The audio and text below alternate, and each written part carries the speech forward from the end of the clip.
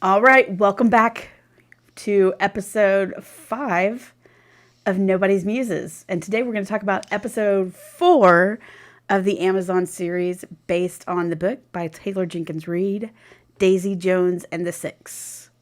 So I know that the series is over by the time you're listening to this, but we are diving deep into everything Daisy Jones and the Six, everything from that time period. So if you haven't heard our first 4 episodes, I highly recommend you go back and listen to those because we are hilarious and quite entertaining. And here I am with Crystal. Yeah, hi. And you can follow us on Nobody's Muses on Instagram. It's Nobody's no apostrophe Muses on Instagram. And you can email us at nobodiesmuses@gmail.com. And we'd love to hear your comments. And, check us out. Hopefully, you're either watching us on YouTube or listening to us on a podcast. Um, Excellent. How's your so, week been? How's the week been, Crystal? Has it been a good week? A decent week? yeah, It's been yeah, a week, it's been a right? week. Spring is sprung in Texas. Yeah. I sound a little nasally because, allergies, and I'll probably be clearing my throat, but I'll try to hit my cough button or something so that it doesn't show up too terribly bad. But let's get into it. This is track 4.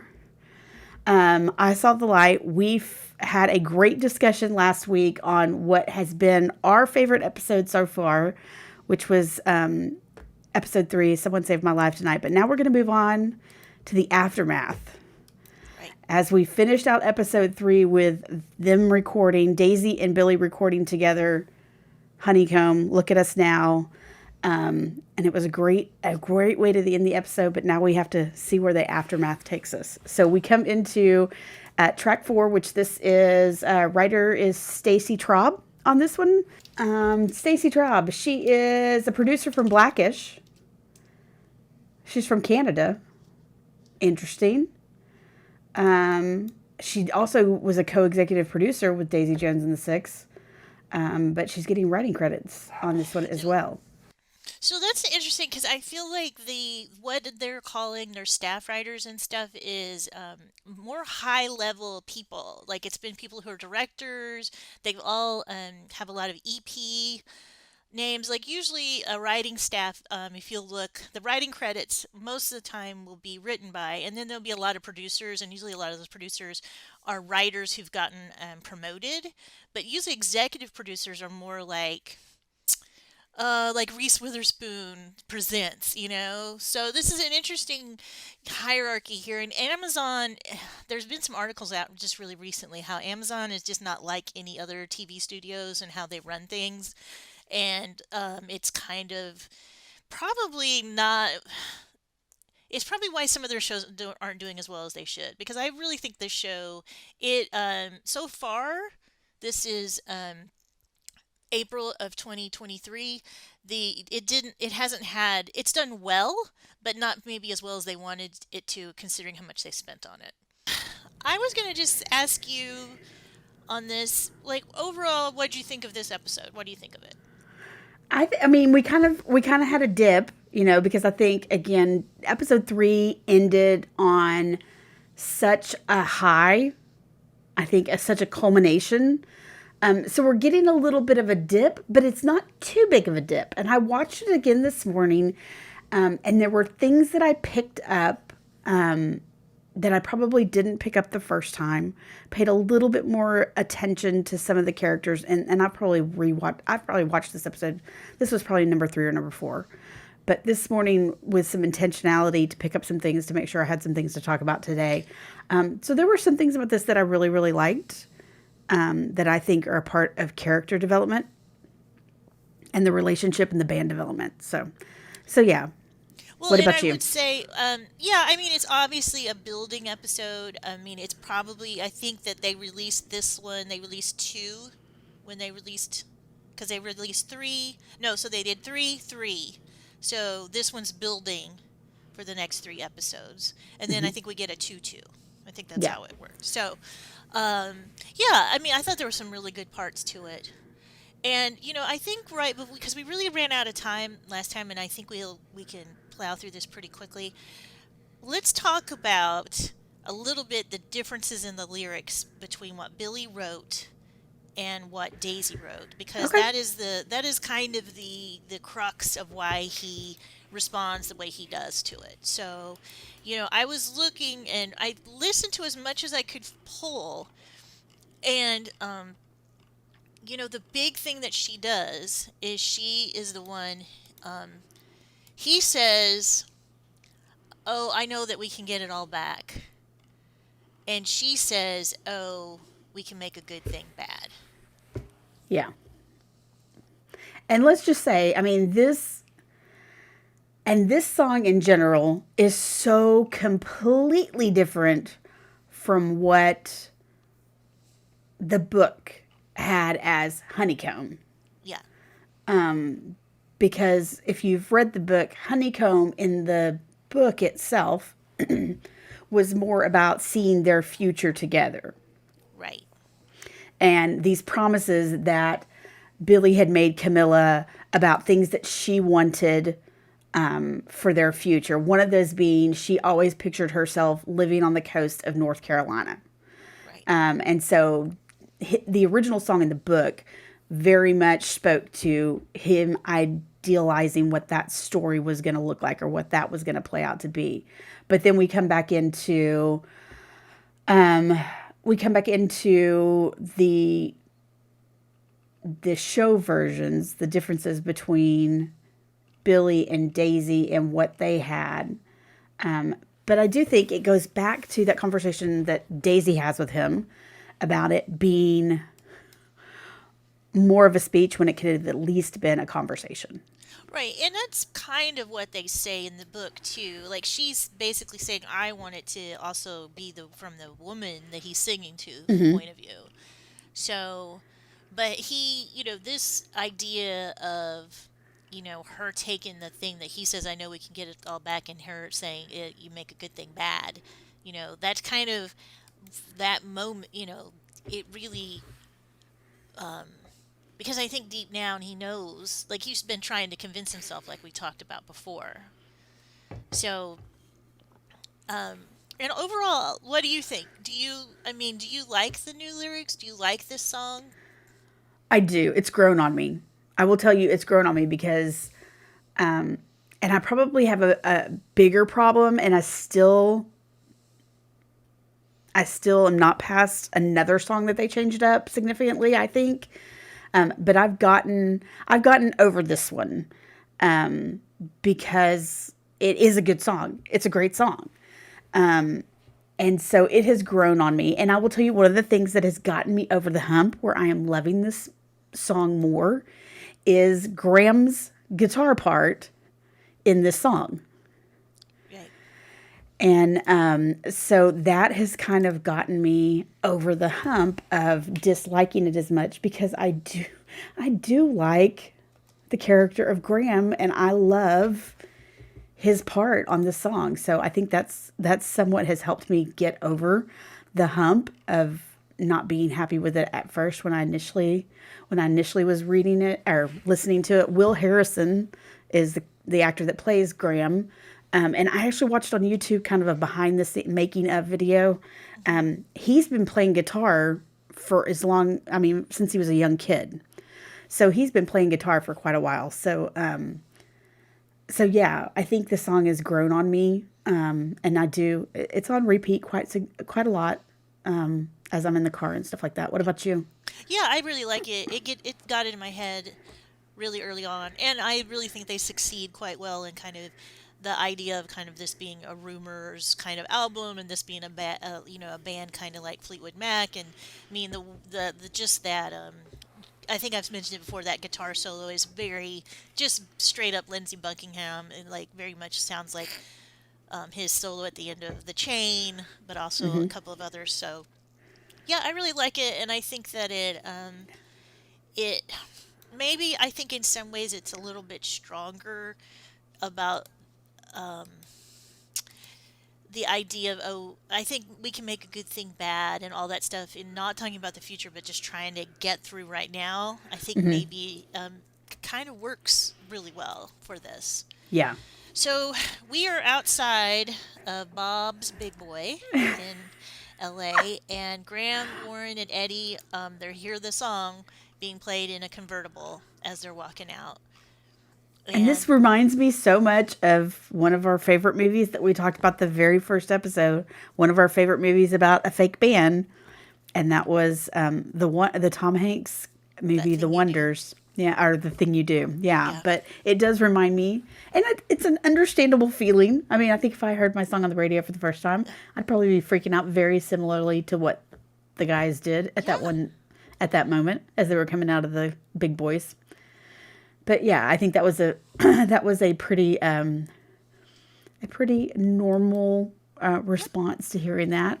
Cutting to the next scene where they have Karen strolling through the record store, and a girl mentioning that, is that look at us now, and then she's obviously trying to buy it and didn't have enough money, and Karen helped her out. Yeah. And then I think as Karen was walking out of it was a great scene. It was a great cut. It was Karen walking out of the record store, and the girl kind of staring for a minute, and then she looks down at the album cover, and then she realizes what just happened. That somebody from the Six just helped her purchase out the album.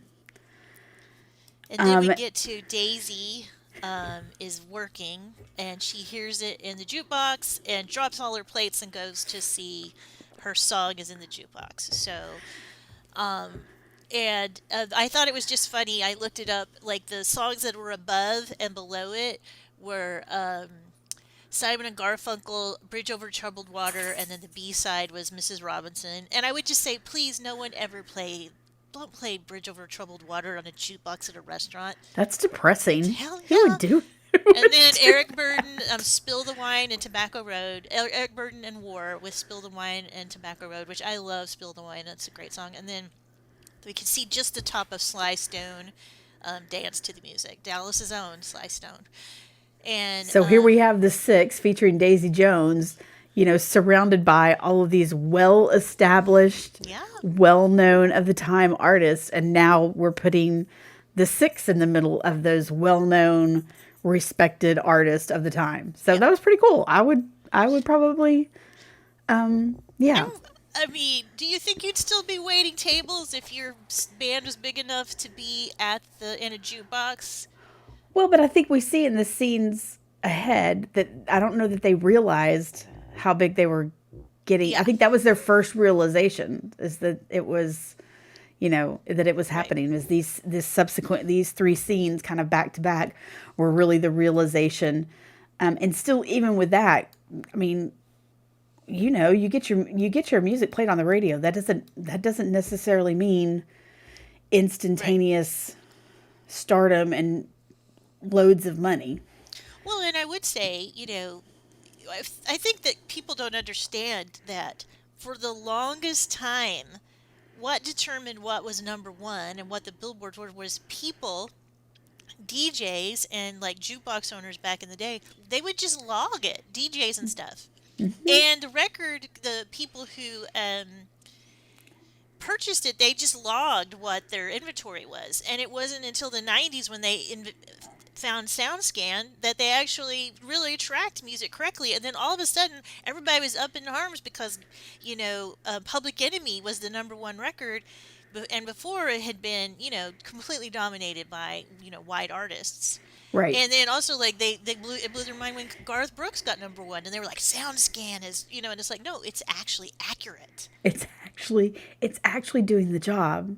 Yeah. So. Well, because again, if you go back and you study anything about the history of radio and the whole payola plugola of the, 50s and early 60s and things that happened in those situations, I mean, there were ways to sway and influence, music directors, DJs on, decent sized, well listened to radio stations. That was done quite frequently by record producers or record companies in order to get spins for their album. I mean, they still, still do it. It's just much more under the table. Sure. So Billy and Camilla are in the kitchen, and they hear the song on the radio. And so, do you think it's interesting that they're all kind of doing it individualized? Yes. Like it's the guys, and then it's Karen, and then it's Daisy on her own, and then finally we get Billy. And Billy's reaction is very different from the rest of the band. Yeah, he wants to turn it off. I'm sick of that song. I hate it. Because he's bitter because it worked. Yeah, and he says, I wrote a song about hope, and she turned it into a song, into this celebration of doubt and uncertainty. I fucking hate that song.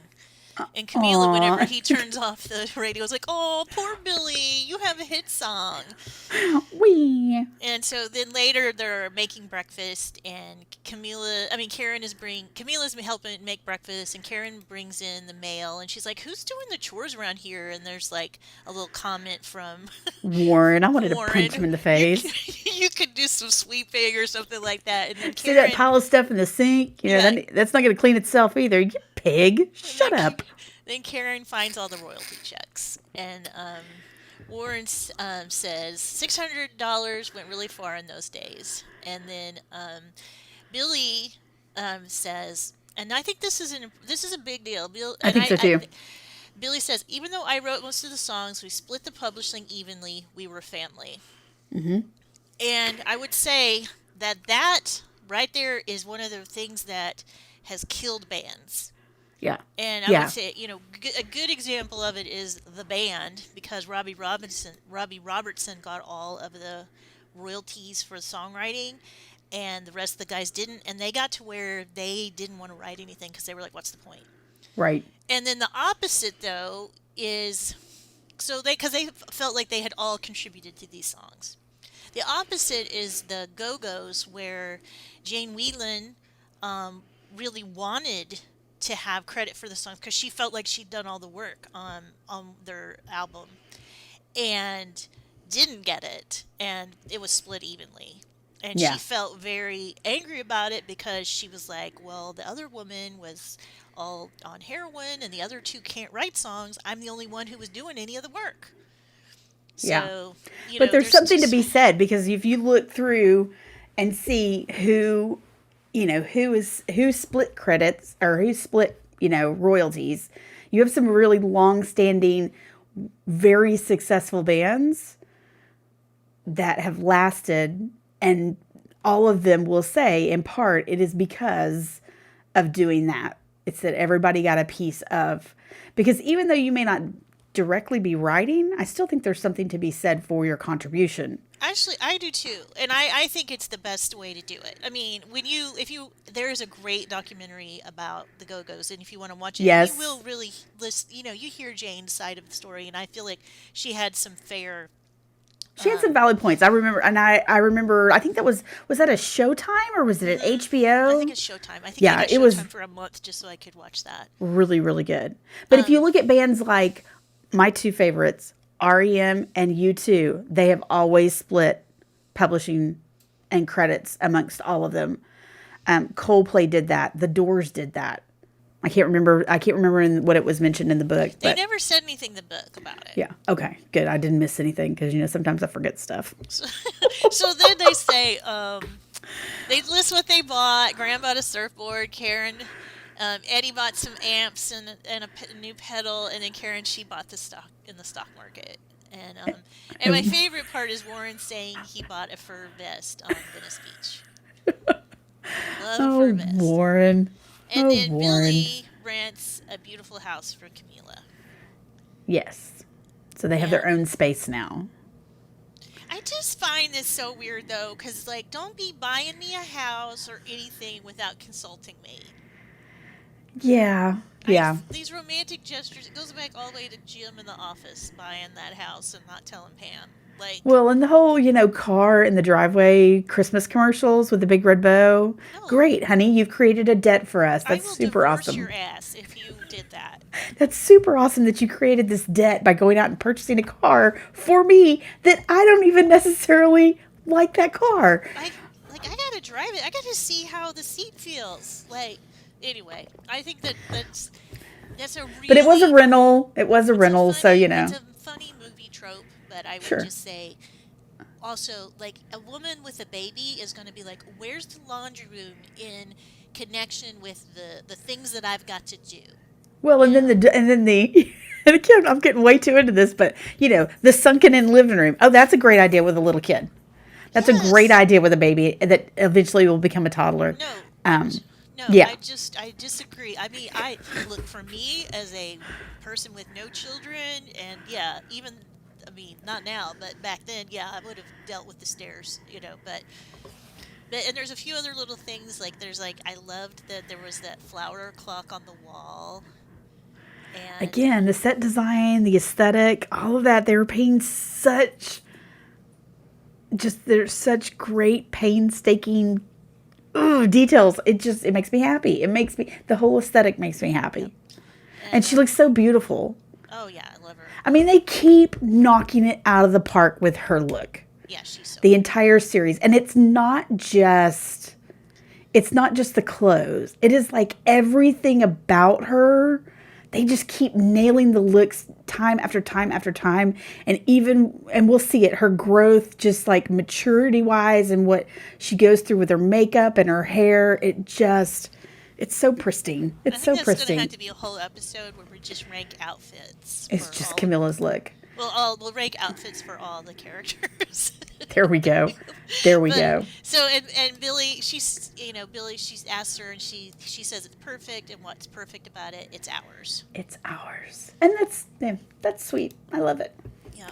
And then while they're, now that mom and dad are gone, Yeah, the mom and dad don't kids live in the can house anymore. the kids can have some fun and so they go out on this really cool patio porch at their house and they have all I can't tell if they've taken acid or shrooms. Who knows? They've taken some kind of Hallucinogens. hallucinogenic. Could have been peyote. Mescaline. You don't know. But they were all initially not really thinking that they were feeling things, but then things started kicking in. Yeah. And I think we had a really cool moment between Graham and Karen at that point, where he says something about I can't feel my heart, and she puts her hand over his chest, and she's like, "No, it's still beating. I can feel it. It's there." And he's like, "Don't move your hand." She's like, "I won't." And I was like, "Oh, Yeah. In 1997, Warren says, "I really miss drugs." oh, I Don't we love." all, Warren? Don't Don't we we? I all? love all phases of Warren, even though he I drives me love him. crazy, and I did want to punch him a couple of times. But yeah, Warren, He's he just was. the id. He just says what comes out, man. Yep, He he's the matures. fun-loving guy. He's the fun-loving guy. So then we get to we get back. We flip to then 1997. Billy, who says, "I want to get back in the studio," Yeah. and so But that song wouldn't quit. So, it, this song it would quit. still has legs. And so then 1997 Graham says they were asked to play the Diamond Head Festival. And sort of, I looked it up to see if it is a thing. And it was a real thing. Yeah, it was called the Crater Diamond Festival Head or something. Crater Okay, Festival. yeah. And they had it for several years. And I couldn't find I'll put this up. I'll actually put this up, this picture of that I found. I couldn't find they said Steve Miller, and I didn't see Steve Miller any listed in any of the ones that they did. So, Hmm. but I mean, to meet up band. So, I Right. mean, the fact there was actually a Hawaii music festival and like that's pretty cool. It was a little deserty though. As someone who's visited Hawaii before and knows where Diamond Head is, it was a little deserty. So I'm sure they shot it like in California somewhere. Yeah, But yeah, but it the seemed a little. picture, if you look at the picture that I sent, they did a really good job. Like that view, Uh because huh. it's down in that crater. I mean, it's in Yes. Diamond Head Crater, and that view that they show looks a lot like. I mean, they obviously looked at that and Oh kind of yeah. set it up. And I'm sure. I mean, I'm sure there was certain limitations because of COVID protocol, but we also know if you're playing in the afternoon at a music festival, it is also not, Yeah. not going to be They played super at 1 o'clock, crowded. but at least they got invited, as Yes. Eddie said. At least they got invited. But yeah, 1 o'clock in the afternoon, going on at we've all been there. I mean, going to the original Lollapalooza. I mean, I can remember, I can't remember who played first, but there's always I went to the original. I know I went to the original Lollapalooza. I went to the very first Lilith Fair in Dallas. Um, We went to if that you together, right? did we go to Lilith Fair together? Yeah. Dixie Okay. Chicks. Yeah, I think so. Yeah, we went, And then, of but I did course, not go to Lollapalooza because I'd already done one all day concert, and I was like, I'm out on that. Because by the time this pale skin wilts, and I just know in this well, Texas in the summer, oh hell no, I'm not doing and that. we did a few of the if you're from around the Dallas Fort Worth area and you are of a certain age, you will know this phrase of the Fry Street Fair, Yeah, which was up in Denton, where we went to college, and there was a Fry Street Fair. We did a couple of those Fry Street Fairs, and we know who played at 1 o'clock in the afternoon versus who was playing at nine yeah, o'clock in the afternoon, who yeah, played at 7 o'clock in the afternoon. Well, the also I feel like when I look at the lineups and stuff, it's probably like the equivalent, not quite as hard rock as what we had, like the Texas Jam here in the '70s, Right. which went on for 20 something years. So that was always at the Cotton Bowl. So Well, as I'm they're wondering. getting ready for this big concert, Billy's. This is the first time Billy has performed sober, Oh, good and point. I didn't even think about that. yeah, I mean Graham says 1997 says this is Billy's first time And I to didn't catch that. But yeah yeah, he did say that. And yeah so yeah, it was his first time to play sober. Yeah. yeah and then Billy sees Teddy. Teddy comes and's like, hey man, and he's like, oh no no, we haven't had time to practice. I don't know. And Teddy's like, you got this. You're gonna Yeah. be fine. And so he gathers all the guys, and he gathers everybody. He gathers the six together to, do their Pittsburgh on three. And over to the side, looking kind of like a photo bomber, you can see Daisy standing there. She's not included. She's in her little own world, and she's acting like she's not super nervous, but She's putting on uh, a good show. she's putting on it. Yes. So he decides to, like, he's like, well, you'll be fine once you get out there. He starts giving her a pep talk, and she says, is this a pep talk for me or for you? Yeah, there's just a lot of energy out there, Are you ready for this? And I mean, and he is. It's just like, I mean, his commentary about, we didn't practice enough, we didn't get to sound check. Da, da, da, that's Billy. I mean, that was, Hmm. him coming off the stage and being super critical of, I was chasing Warren, and da da da da. Now we come in there and it's, we didn't get to sound check. That's just his nervous energy and his desire to, control the scene and control how things go. And then again, we have him giving himself this pep talk of, there's a lot of energy out there. Are you sure you're ready for it? And here comes Daisy with one of her Smart aleck remarks. one of her zingers that, is just really, really good. And he makes sure to tell her that her song comes on. They're gonna do that the fourth song, Yes. and they start singing. They come out there. They start singing "Flip the Switch," which is a great song that we've already heard it, but we've heard them play this one a few times. Like Right, because so, that was a Dunn Brothers song. yes, and but then we get backstage and we see, oh no, Daisy's not nearly as cool as she thought she was. She's doing her typical thing of just like downing pills with whiskey, which that's yeah, and Yeah. and just like takes a big old drink. And then on the second song, she decides just that she's gonna come out. She's ready to go. The pills hit her system. The whiskey warmed her up. She is ready to go. And I So love she her. walks on out Yeah, stage. she's like, aloha. And then 1997, Billy says she obviously did it on purpose, but he has like a smile on his face. And then 1997, Daisy says, I'm not exactly a patient person. Person. Yep. I think that's a pretty good imitation of her. Yep. And then she comes out and she's got so much stage presence. And I love there's a shot of Karen just smiling and like everybody's energy is so high. And she just it's great. And when they sing together, I'm sh trying to decide. Because, you know, you see these moments where he looks really happy, and I'm trying to decide if this is Billy controlling it because he wants everybody to think that everything's great, or if he's truly letting his guard down and truly enjoying what is happening right now. I can't decide which mindset I'm at. I think that in the moment, every time he enjoys it, and that's what bothers him. Because he is like this is the this is his conflict here because Daisy is basically him in a way. You know, she's all his bad habits and things that he's tried to run away from. He's also, I think, I mean, you when you have chemistry with somebody, you can't help but have know that that's an issue.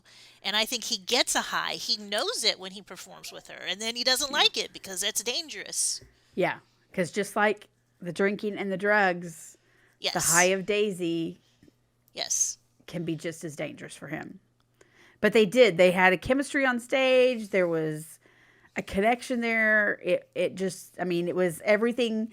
I think it was everything that they all could have hoped for. And they came off the stage, you know.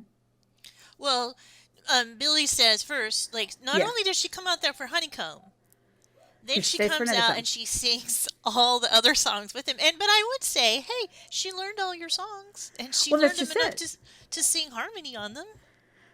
That's just it. Because she comes out and she does look me in the eye with him. But again, she obviously did her work and figured out their songs. But 1997 day, Billy says that was the part where she was supposed to go off the stage after she did Look at Us Right. Now. And then Daisy's like, they just wouldn't let me off the stage. They Yes. just wouldn't let me leave, which made me laugh. Yeah, I really like that. And then there's like they share a mic, like they're up close to each other. And I would say if he didn't like that, there's ways that he could pull away. You know what I'm Yeah. saying? There's subtle ways to do that. And then so they sing, they do their little 25-minute show. You know, the guys are like, was that awesome? They're so excited, and Karen's like, you were great. Every time that you moved, the crowd went wild. And then Billy is like, I thought you know, Billy is like, you weren't supposed to come out. You were supposed to wait till the fourth song. And Daisy says, I'll let you read it. This was this just made me laugh because again, she just has these like zingers, and she's just like, "Oh, I just thought you had already played three songs because they all sound the same." Oh my gosh. I mean, she just can't help but just knock him. I mean, and it's kind of frustrating because it's like every time you see them kind of making progress where you think something's going to happen, she just like throws out a line like this. It's like, oh, they all sound the same, and just kind of like backtracks that Well, relationship but he was again. scolding her. Well, yeah, sure. Like he could have said he could. There's totally ways that he could have done that. It could have been like, I mean, he was like, "Can we talk for a minute?" It wasn't like he was scolding her. So of course she. I mean, she's gonna lash out because nobody. Both of them are two people who are not used to being told what to do. No, nope, they're not, and they're two people that are used to being in control of situations. So then they're talking to the reporter, and it's just not good. And he's like, "Well, I'm really glad that the fans like our song," but he more means like our the six. It's kind The of Sixes song, implying not so not much Daisy's Daisy. songs. I mean, I feel like he was acting like she was just like she was just like CCMC Music Factory featuring Martha Washington. You know, like Right. there's It was just going to be this one appearance, and that was it. And you could just see it. I mean, Daisy's sitting there with her head turned toward him, listening to him talk, and she's just like, I think he walks off, and she's just like, "You motherfucker." oh well She after was yeah like, afterwards she definitely does that. yeah, she was not like, you could just see this body language and this look in her eyes. Just like, are you fucking for real right now? Is this what you're actually going to say to this guy? She was pissed, Well, yeah, but and he just walked off and got on the bus. yeah. Well, she confronted him and was like, "Hey, Yeah.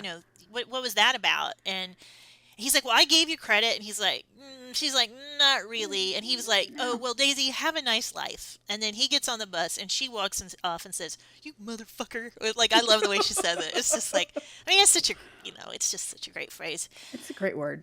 So Karen sits down with Billy and she tries to talk to him. And she goes, "I think she's good for us. There's something about the two of you together." And Billy doesn't want to give her credit because he was like, Mm-mm. he was like, because she's like, well, they do sing on all the parts that she wrote.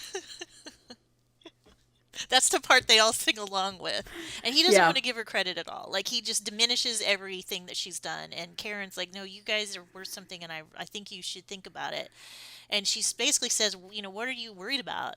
And he says, I think she's a powder keg. What I'm saying is, I don't think we survive her.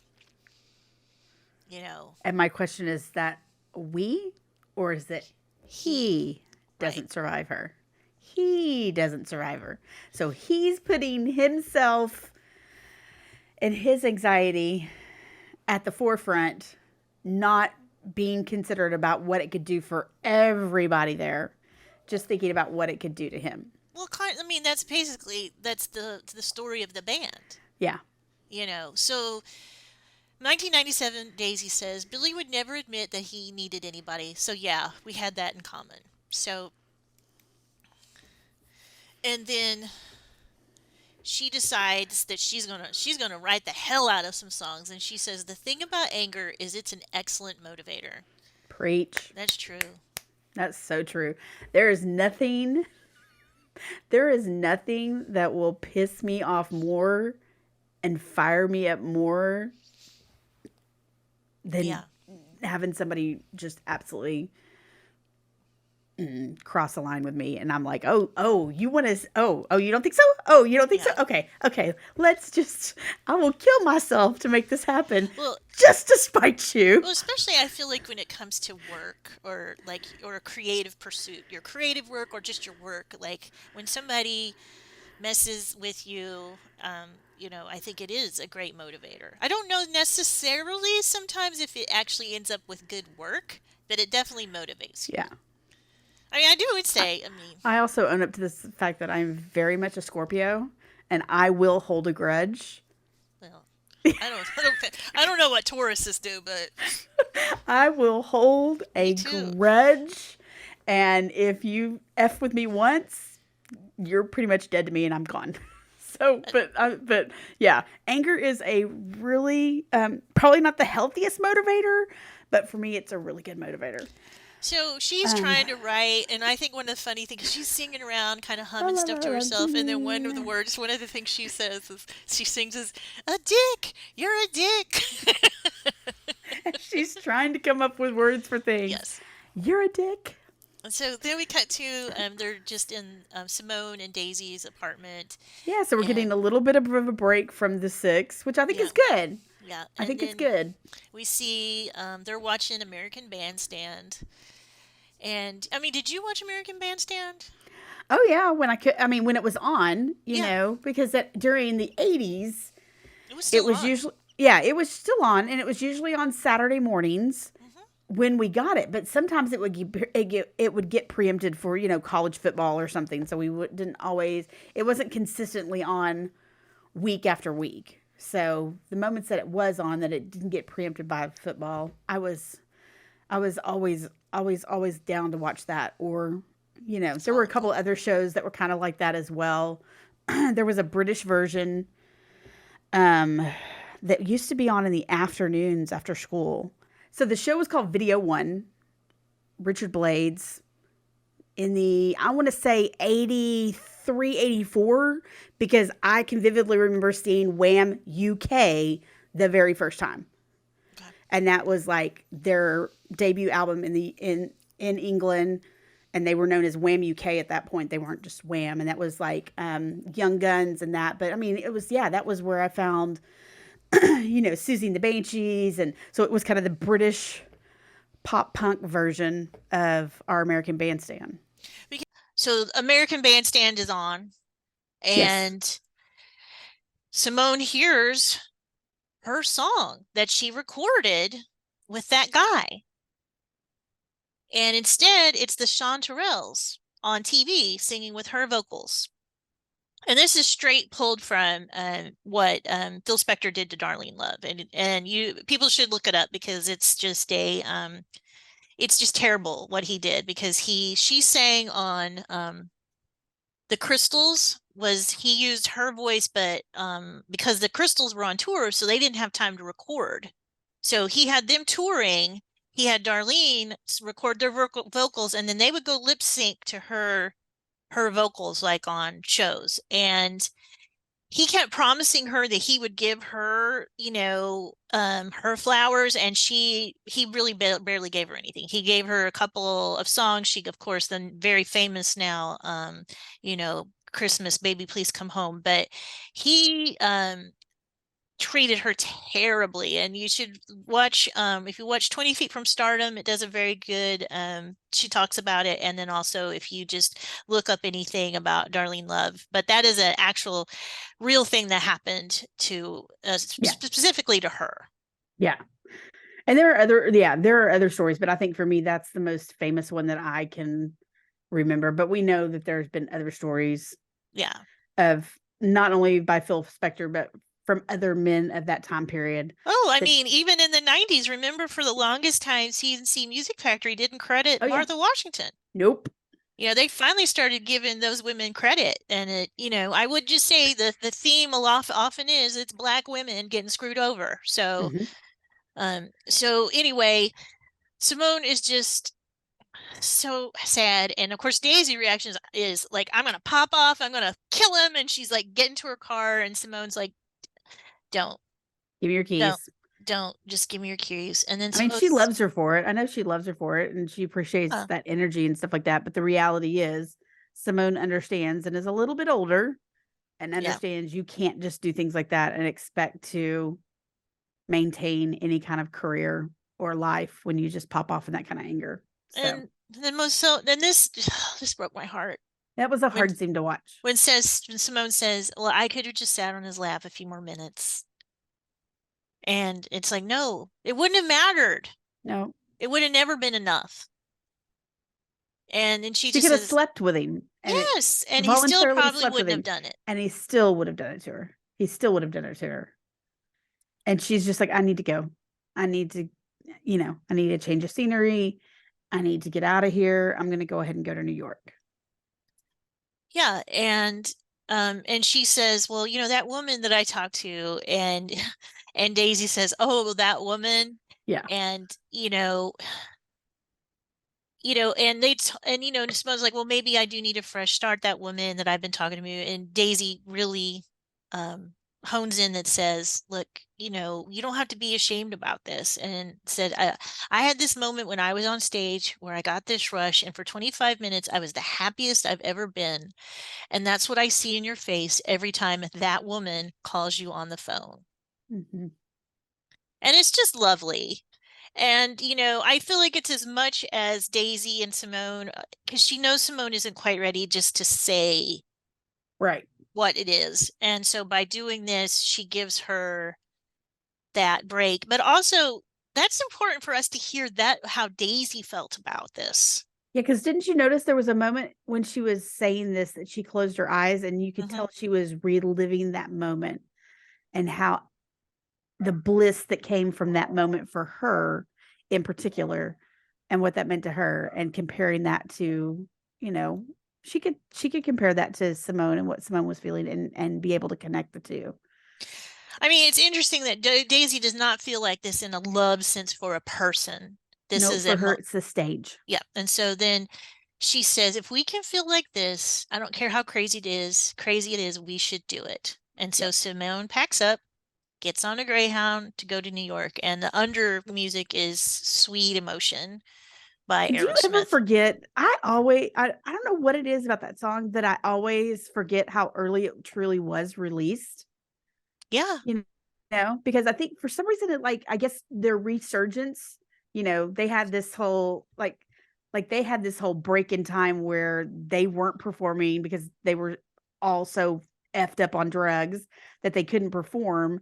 And then they had this resurgence in the 80s with Run DMC, and we started hearing there. So I always sometimes I will equate, Sweet Emotions to that resurgence and their comeback, when really it was one of their earlier releases. So anyway. Well, I mean, I always think of this song, I always think of the open to Dazed and Confused.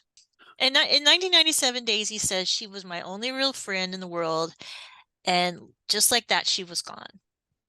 And it's like, well, you asked her to go. I mean, like, you know, so and she decides to move into the Chateau Marmont, But and that it is, but that's saying something about friendship because even though Daisy knew it was going to hurt her and it was going to put her alone, she wanted the best for her friend. So yeah, I think you it's want that. I mean, if you have a friendship like that, then you have a good friendship. yeah, So, but it's hard. I get and it. the Chateau Marmont is famous in the 70s for, it has its own reputation. So if Yeah. you ever want to, there's lots of stories about it. And And especially the bungalows. The bungalows yeah, have yeah. their own story. The one thing that I will say about this is that, and again, you only have so much time in a television show that you can put stuff together.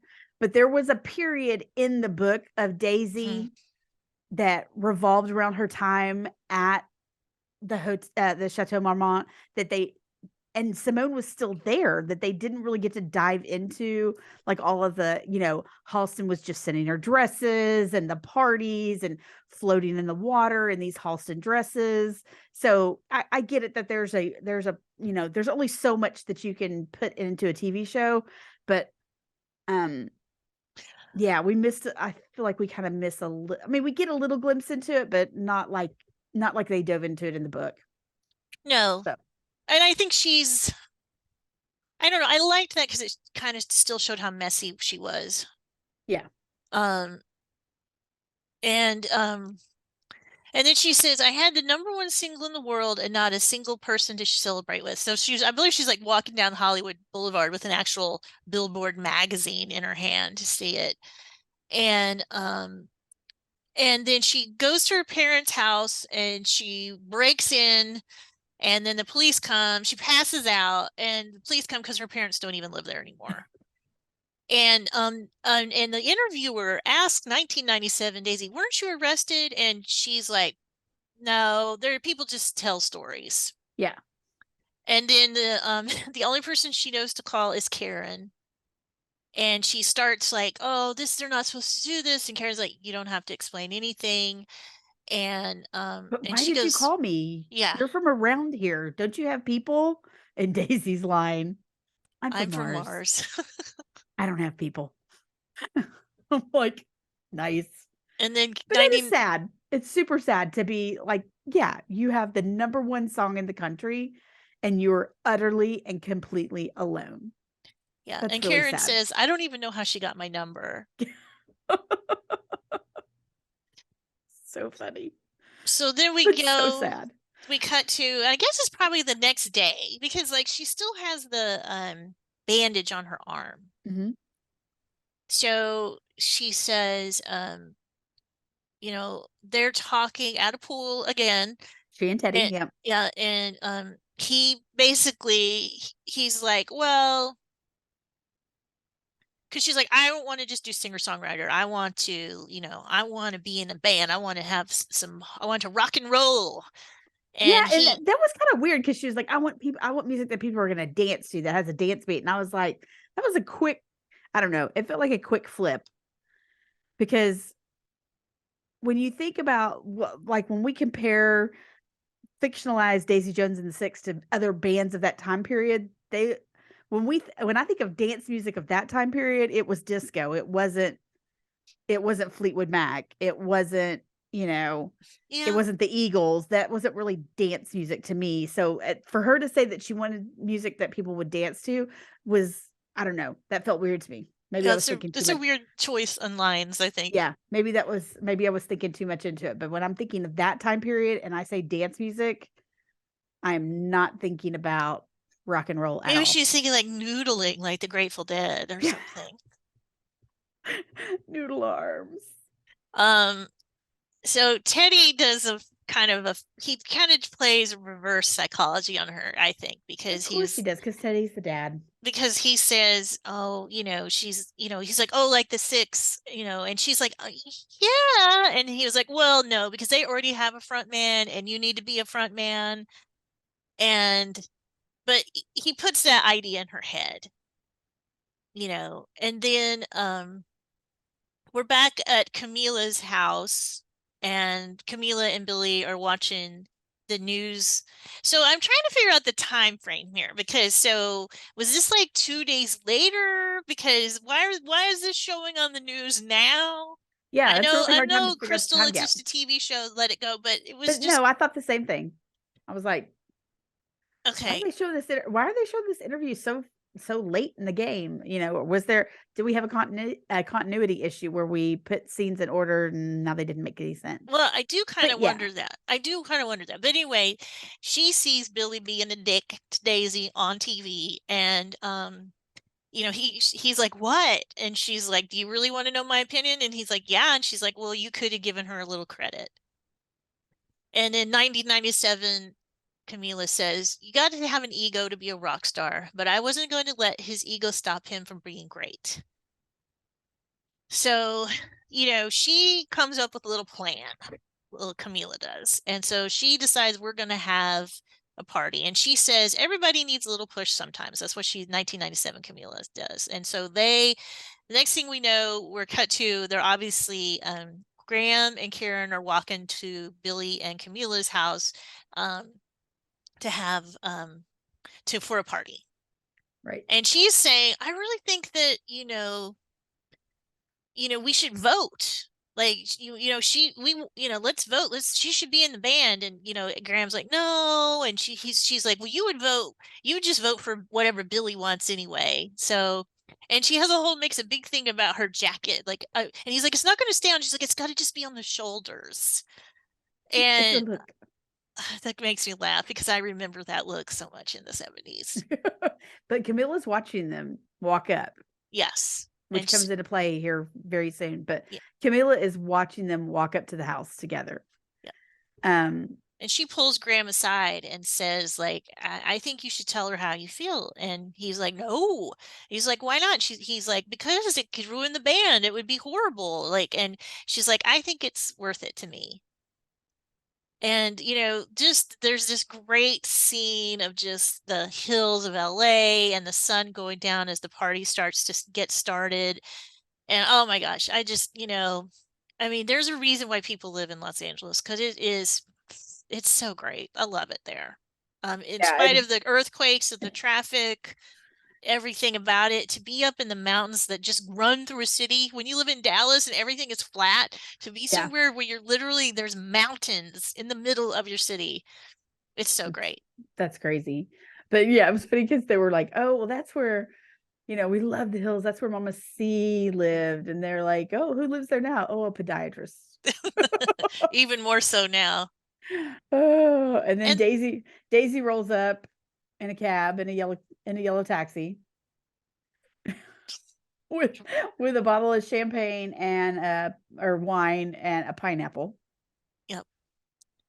And And then she of course she drops the drops the bottle of wine. wine. So she's only got the pineapple. And I remember that being a big thing in the 70s. Everything was either pineapples or mushrooms, like decorations, lots of Yes. pineapples. Yeah. Owls were a big thing in the Yeah. 70s. Yeah. I love a good Lots of owl. macrame owls Oh, yeah. hung up in our household. Lots of macrame owl keychains, things like that. But yeah, mushrooms, pineapples. Yeah. Yeah, And that was the whole vibe. and Billy sees her and that goes to Camila. What did you invite? Why did you invite her? And Camila says, just, look, she came, go be nice to her.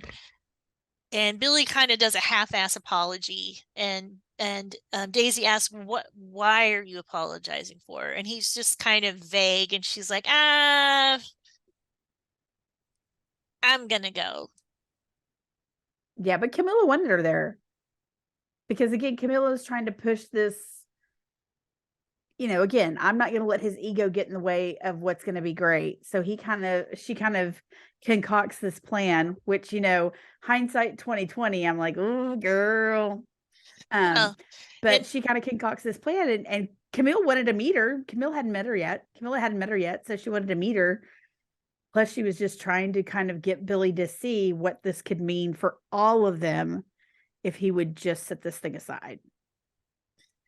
and he's like, oh, a lot of people are talking about us making music together, and it's just kind of, and I would say in that whole scene, her coat is just on her shoulders.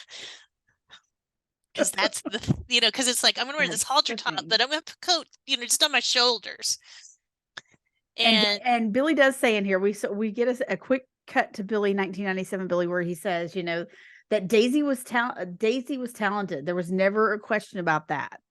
and the interviewer go, well, what was the question? And we're hearing the interviewers, we hear her more and more in this Mhm. episode. There's more things. And but he can't tell Daisy why he wants to collaborate with her, because he doesn't want to say, we're not as good without you. Right. You make us better. He can't do that. He's not there yet. So Daisy's just like, I'm out. And Camila follows her and is like, I want you to stay, please. She goes, I don't know you very well. And Daisy's like, well, I've got somewhere else to be. And Camila's like, I don't really think you do. She goes, you might. I don't know you, but I don't think you would take a cab all the way up here, get dressed and do this stuff to say, pop in for 5 minutes and then leave. Right. And she goes, I want you to stay. We wouldn't have this house if it wasn't for you. I want you here. And, Daisy says he's lucky to have you. And then as they go back in the house, the lights go out, and there's all of these.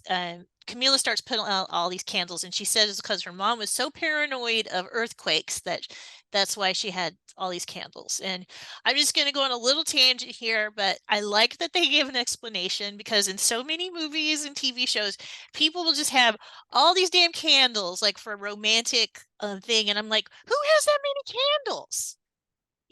And so I My don't know, house does. that many. We burn a lot of candles. We We do burn a burn a lot of lot of candles. candles, but I always think of like Bull Durham, and I'm like, is Kevin Costner's character really going out and buying all those tea lights? Okay. Yeah, I mean, at least probably in not The that many. Office and the proposal, like, it's like they had time to prepare and go get all those candles. Right.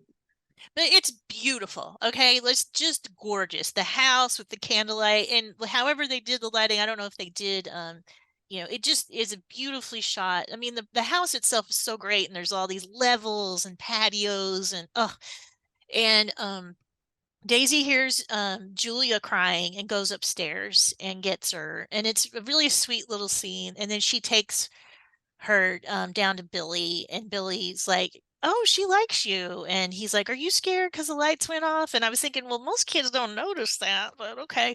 Also, And she's very, very tiny, so I doubt it's her that would be scared that the lights went off. so he's like, oh, you can be here with us. And then Karen starts playing, and it's just a beautiful shot of Karen, like high, looking down on her on the piano, and she starts singing "Ooh La La," a song by the Oh, Faces, which is it's just such a great song. it's such a great song, and it's one of those songs like when you hear like you don't like I don't maybe necessarily listen to it, like it doesn't come up on rotation in my Spotify, but then when I hear it, I'm singing it days, Yes, for days. I And had to listen to it. it's just so, I mean, I don't know what it is. Maybe it's, getting older or something, and now you listen to it and it's evolved into something different. I don't know. But it's a beautiful song, and the whole scene again, time after time we've seen them hold the aesthetic of what you would envision this time period to look like and what would happen, and all of it, and they they continue to hold strong in this scene as well, as everybody, you know, they It's just start they just start singing, and you see, Daisy joins in with her, and they start singing together, and then Billy finally relents mhm. and joins in, and it turns into this really, um I don't know, It's beautiful. I It's think this beautiful moment where they finally have, I think maybe they've created the band. Yeah, They've and created the band. I mean, what I really like about the choices the director made in this is they're down in there with the crowd in this crowded house that everybody's inside. They're handheld in this part. You feel like you're really in there with them. You see Billy like kind of clinching and Mhm. like He's fighting himself, really, not really fighting wanting. himself. Yep. And you see Camila watching all of this. And then it's done, and it kind of everybody's kind of does their own, breaks up and does their own thing. Karen and Graham go off to a corner, and Graham kisses Karen, and she laughs. And she was just like, I didn't expect that. And she goes, I think you're amazing. And but you know the but was Boom, gonna come right and the there. lights. I think you're amazing. Friend zoned Yeah. hard and fast. Oh, and let me just tell you, I hurt for Graham. I hurt for Graham when she because man, I was waiting for the line of, "Oh, I respect you so much. Yeah, but I she can't think you're help it that she doesn't amazing." feel it's like him like that. I know, but it still I makes mean, my she's heart been hurt. fully aware of his feelings for her for a long time. So, I But mean, again, is it that she doesn't feel it, or is she just not willing to feel it because she's all about the band? well, we can. That is going to be a bigger discussion as we move on with this. This. But With this. but man, my heart hurt for Oh, him. I I'm did sorry. too, but I also just felt like, I mean, she didn't feel it. I mean, it's really a like a bad look to laugh at somebody when they kiss you, but Yes, that was that not was pretty that was rough. that was hurtful. But again, I think we see, I mean, this scene is it seems, at first glance, it may not seem like that big of a thing, but if you again watch Sam Claflin's face and watch the emotion and the tension that's on his face in this scene, you see this moment in him where he's like finally, I don't know, he's finally starting to see that there's a band there. Yeah. There's a band there, and So Daisy's a part of it. so then they cut to real quick, a real just quick scene of Simone getting off the bus in New York City with her little suitcase and her little halter top and her big old fro. And she just looks so cute. And I just want to give her a hug and tell her it's going to be all right. And then we cut back to the party. It's a little bit later. Graham's sitting outside looking dejected, and Camila he doesn't say anything. Camila knows what has happened. Yeah. And then a girl comes up. She's like, "Hey, aren't you in the band?" And she's cute. She's cute Yeah. enough. I mean, she's kind of on go-go boots, and look, we've been saying how good a job, and But this uh, one missed. I feel like that missed, right? We were past the white go-go boot I phase of don't life. think anybody Now, if was she'd wearing. come out there in brown boots, I would have been Yeah, like, okay. yeah, like I'm I'm just trying to go by like what I remember like Mary Tyler Moore wearing. Yeah. And But the white boots, and I mean it went with the whole outfit, but the white boots, yeah, I we feel like that's missed the mark a like little bit. the latest you would be wearing that's like maybe 72, like white go-go boots. Unless you lived in Texas, and especially in the Dallas Fort Worth area, because you, as a child, you would have been obsessed with the Dallas Cowboy cheerleaders, so you still wanted white go-go boots, even in like 77 or 78. I mean, that's the only reason I did drill team was because I wanted to wear those white cowboy boots.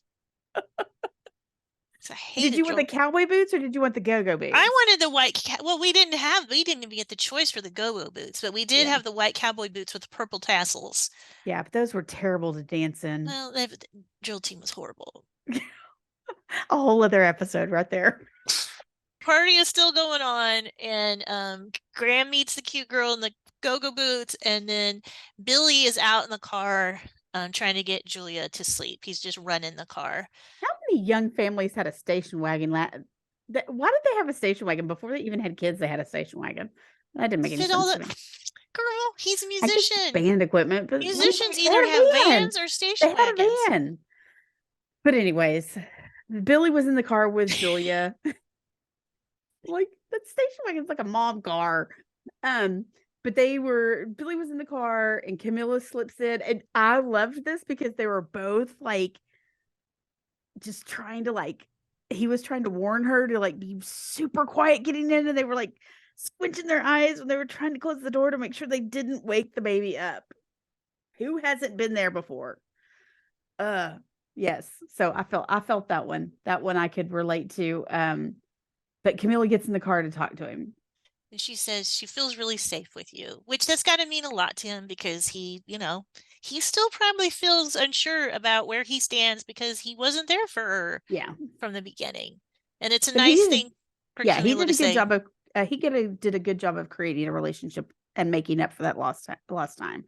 And so I think it was nice that Camilla acknowledged that. And then Billy, you and Daisy, it's exactly what you wanted and exactly what you need to get Get where us you where want to we need. go. Yeah. Yeah, to get us where we need to go. And that was that was to me was a pretty evolved stance. I don't know, for Camila to take, because I still think at this point she doesn't see Daisy as any kind of threat to her and Billy. I don't Oh, I don't think that she's there yet. Now I think it's coming, but at that moment in time, sitting in that car at that point, I don't think she felt Daisy as a threat. I think she truly saw her for what she just said. She's what you need to get you where you want to get you where we want to go. and he says, I know. Yeah. And she says, I'm going to love you no matter what. So I feel like she's saying, like, I think there's two layers to that. I think she's also saying, I'm going to love you. Like, if you decide you can't do this with Daisy and we don't get successful, I'm still going to love you. I Mhm. think that's one of the I'm going to love you no matter what. And I think it's also, I'm going to love you no matter what you have to do to make this happen. Yeah, and so that's where I'm like, I don't see think she sees Daisy as a threat yet, but I don't think she I don't know how to explain it. I mean,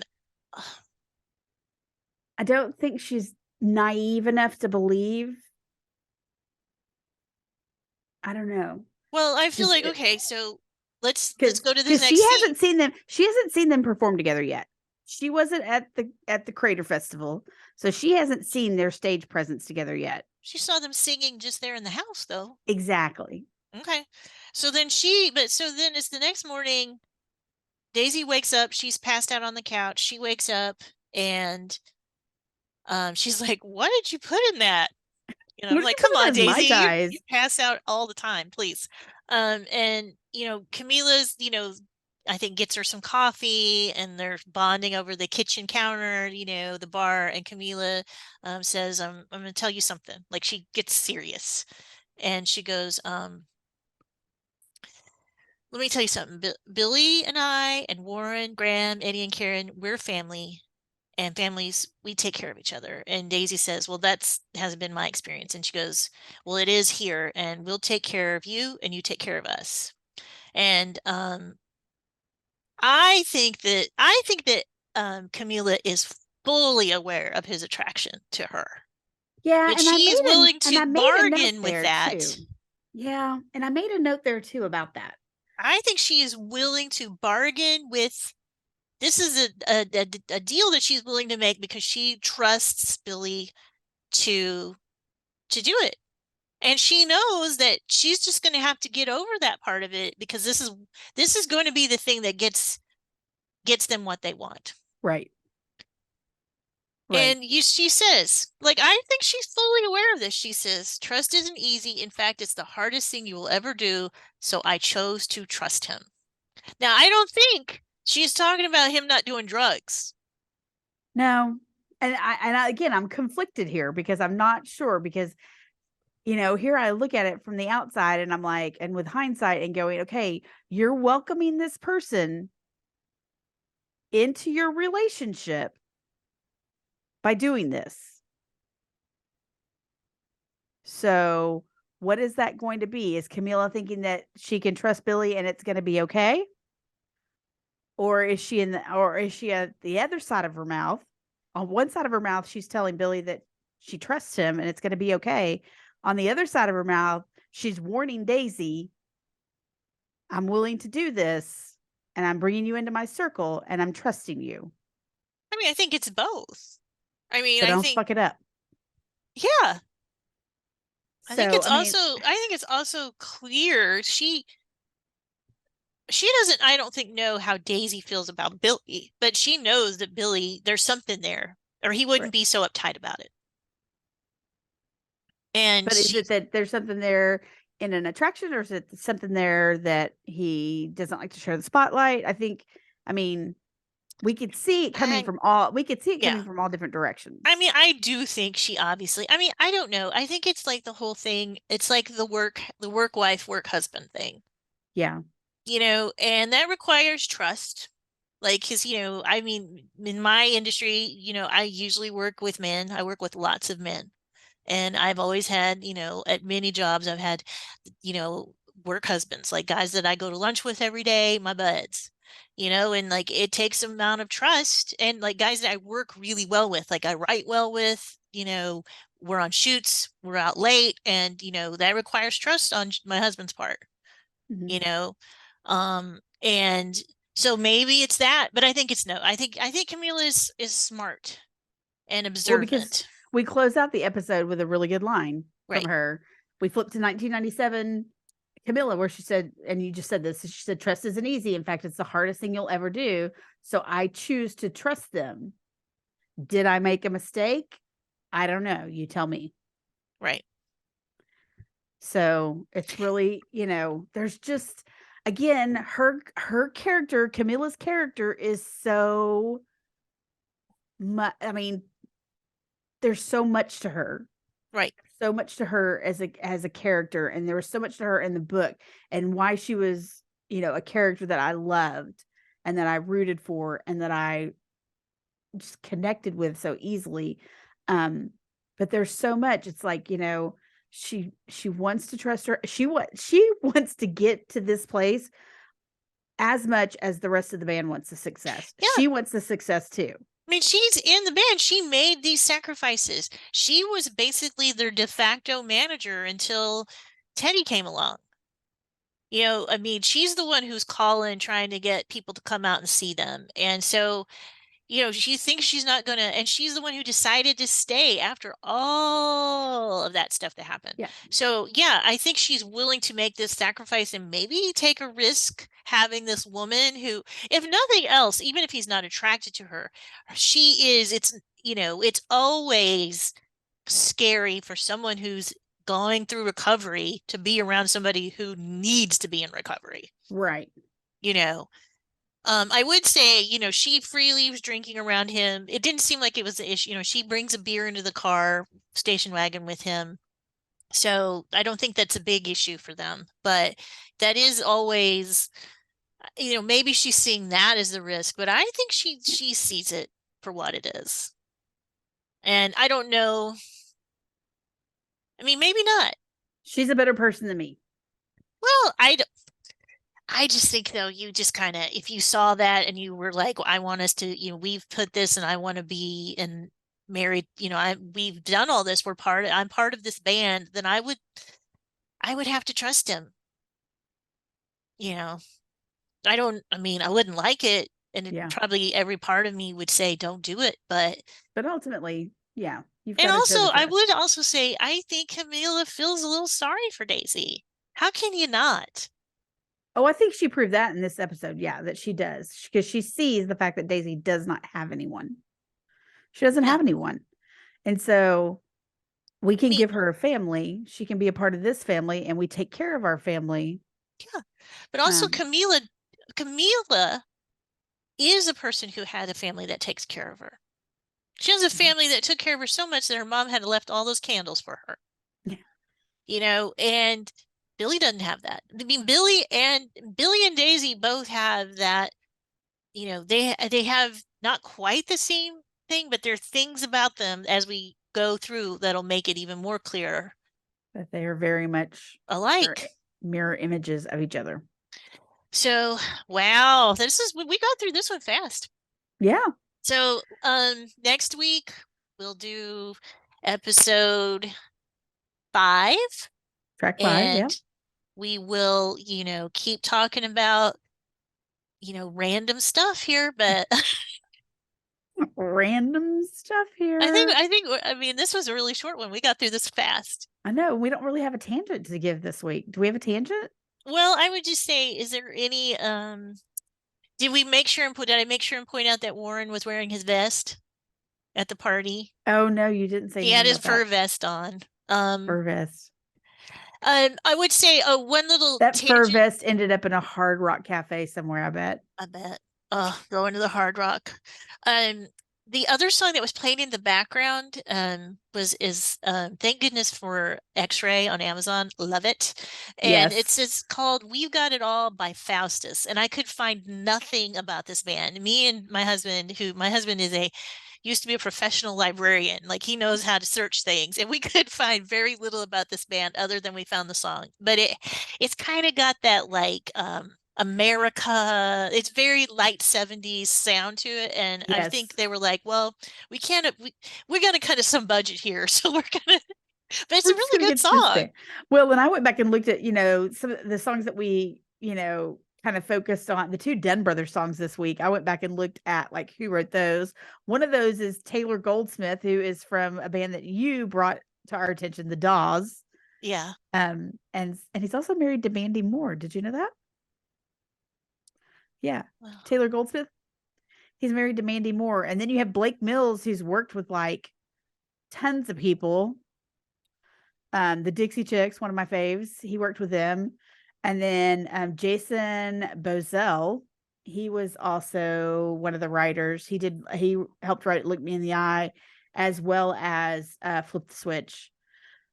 But yeah, so there were some strong singer-songwriters that were a part of the music of this episode. So that was pretty cool to see. But I yeah, just gotta say that, okay, I just went into another world for a minute because, like, no, I did not know he was married to Mandy Moore. yes, he's married to Mandy Moore. I know. Oh, When I looked this afternoon and was doing a little well, he research, I was is, like, she hey is now. probably a foot taller than him because he is a tiny little man. Um, I highly recommend them if you like that kind of music. They're really good live. So, okay, Well, that I was our love both. Yeah, I love both. I love both of those songs. So I'm gonna have to go check out some Dawes because I haven't done that yet. yeah. So, let's Okay, so please next week we'll be back, but like please make sure you're like, follow, subscribe. We are on Instagram at Nobody's Muses. You and can email please us, email us any thoughts you have about. Nobody's Muses at Gmail, I mean, on if you're our YouTube. first email, like our We're first gonna give you a person, prize. we'll do something for you. I don't know what, but we'll do something because If you send us an email, or heck, I'll just a say nice comment, a a nice nice comment. comment. There will I be a surprise for you going in the mail very, very soon. Yeah, don't Maybe maybe we'll create some Nobody's Muses merch I and don't we'll know, send you something, but there will something. be, maybe Please.